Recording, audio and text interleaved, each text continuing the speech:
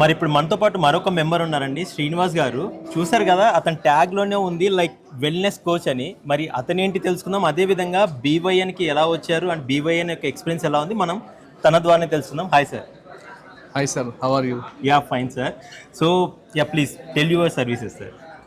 Sir, I'm a wellness coach since 13 years. So I have served 2,000 customers.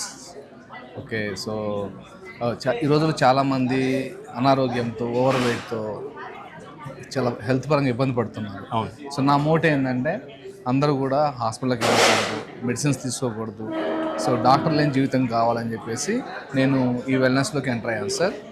So ఇక్కడ చాలా మా దగ్గరకు వచ్చిన ప్రతి ఒక్కరు కూడా ప్రొడక్ట్ కంటే నాతో కనెక్ట్ అవుతారు.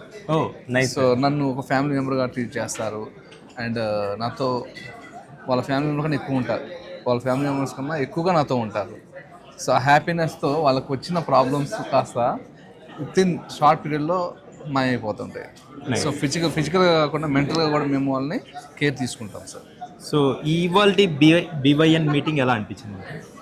సో ఇది నాకు ఒక ట్రైనింగ్ లాగా అనిపించింది. ఓకే.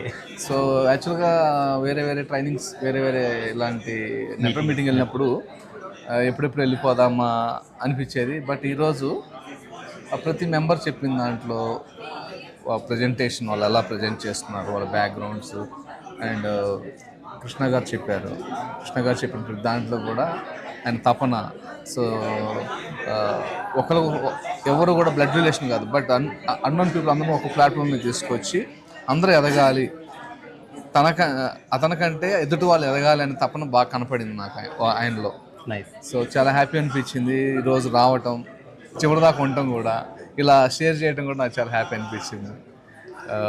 సో కమింగ్ మీటింగ్స్ కూడా వస్తున్నారా? వస్తాం సార్, తప్పకుండా. సో ఇక్కడ మనము నేర్చుకోవచ్చు.